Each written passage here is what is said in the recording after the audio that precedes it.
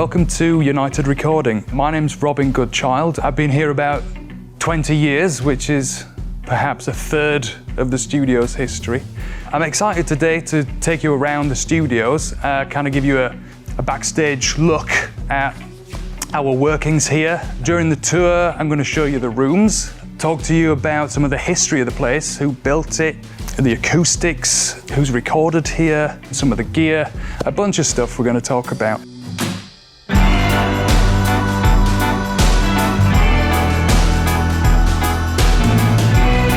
Here we are in Studio B, live room.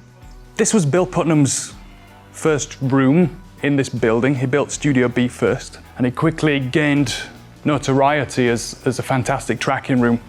To this day, it's considered one of the best tracking rooms that's ever been built.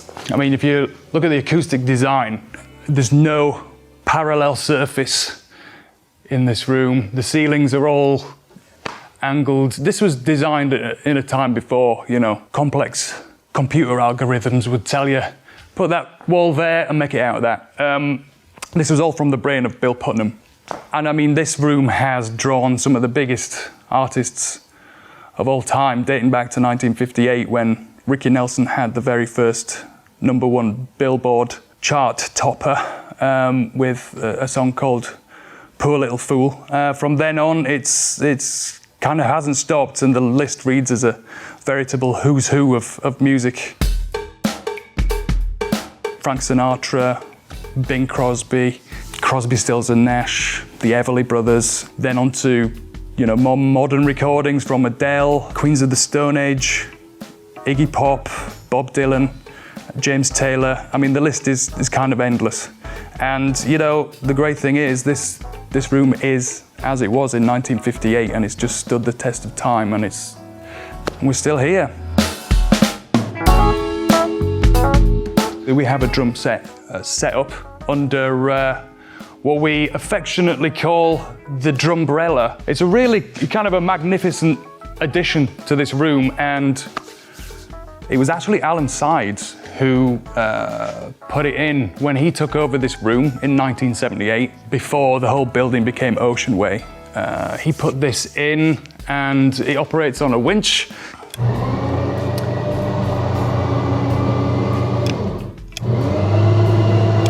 What it does to the sound, it kind of cuts off the room. So as you bring it down, you get a drier drum sound. As you bring it up, you get the full effect of the room. This ISO booth is huge in terms of ISO booth. It was actually a separate business. We're standing in a different address here. The studio is 6050, this is 6054. And Bill Putnam, when he bought the studio, he also bought this building as well, and he converted it into another stage for a company called TV Recorders. So a lot of jingles were recorded at TV Recorders in this room. Fantastic area as an ISO booth. The doors close behind you. You can separate rhythm section from orchestra, for example, or if you're tracking a band live, it's just a really, really big, helpful space. So if we go to the back of the ISO booth here, we had these specially built after Queens of the Stone Age were in, because the bass sound in particular from that session you could hear 3 miles down the road on Sunset Boulevard. It was really a loud session, and we're like, okay, let's see if we can build something that cuts 52 decibels down, and that's what we did. These actually sound fantastic. And there's a pass-through, there are XLR inputs at the back, you put your cab in there, you put your mic in there, and it doesn't destroy the building. So it's been very helpful. Let's take a quick look over here at the vocal booth. One of Bill Putnam's many innovations, he was the first person to build standalone vocal booths. Until that point, they were just vocal areas. So he built these in his studios, and this is a small area, but his thought was, let's isolate the vocal and allow the rest of the band to play at the same time. So this is it. This is one of the first standalone vocal booths on the West Coast. Hi, I'm Wesley Seidman, staff engineer here at United Recording. Welcome. And this is Studio B control room.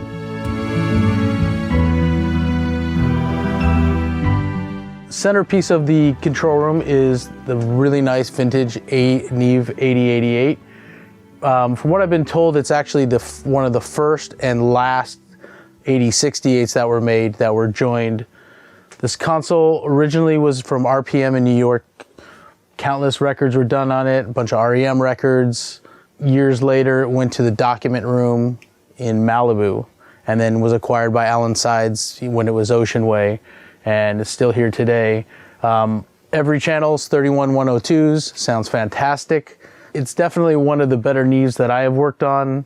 Has a bunch of Fred Hill mods that really make, if you want to do surround mixing, will allow a little more flexibility than a standard vintage Neve.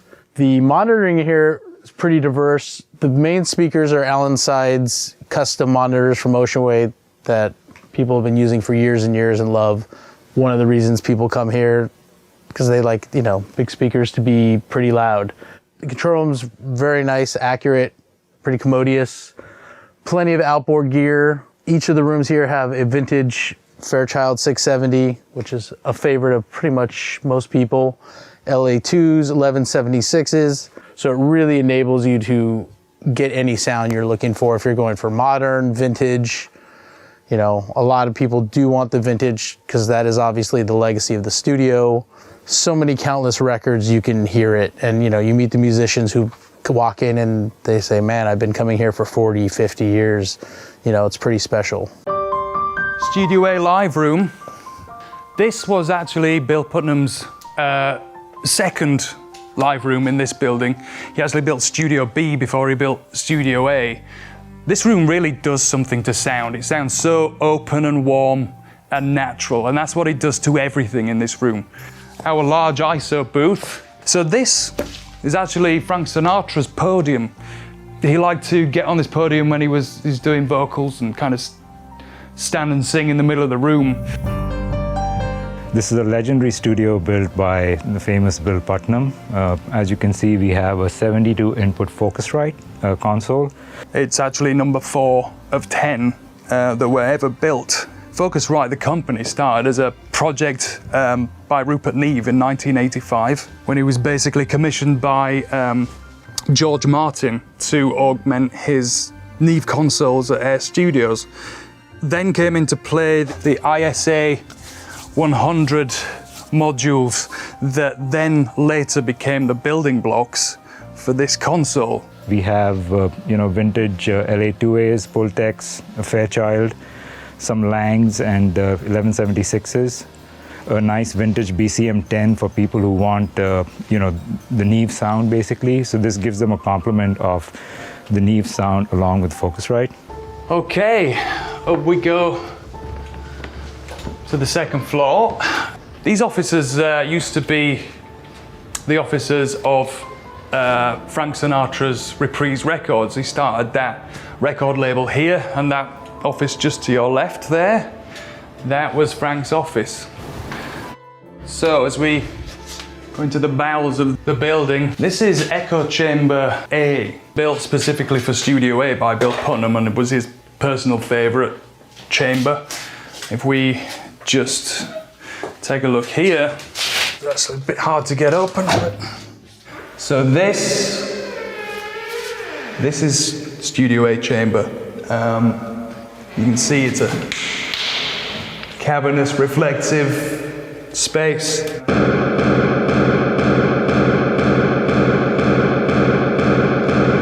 And you can see someone's using it right now.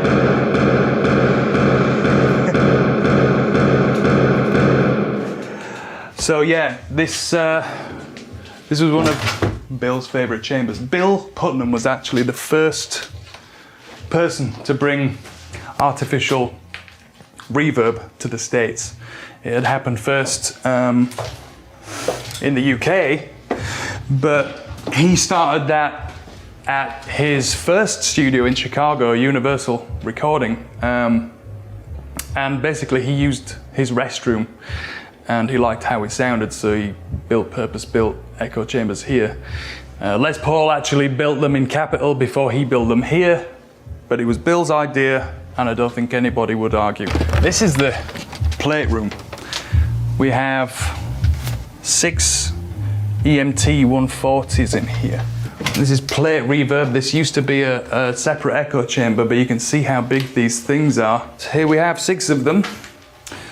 So it's not just plugins, but you can see why plugins are probably popular due to the size of real plates. And then finally, our other working chamber, Studio D. We are in the bowels here, we're in the storage room. Nobody gets to see this, you guys are getting to see this. And if Alan Sides still owned the building, he would hang me by my shoelaces right now for showing anybody the dimensions of these rooms. But I'm going to, because I'm that kind of a guy. Okay, so what we have here is a smaller echo chamber. This is a really cool room, a really cool sound. And we've got diffusers on the floor here. What that does is it gives a little bit more surface area to absorb some of the reflections. And how this works is you feed a line, whatever you want to put reverb on. If it's a vocal, you feed the vocal up here, comes through that, probably an Altec speaker, and then it comes back down on the return from this PZN mic that's on the floor here, which is specifically, designed for situations like this. So we're standing inside one of the original echo chambers.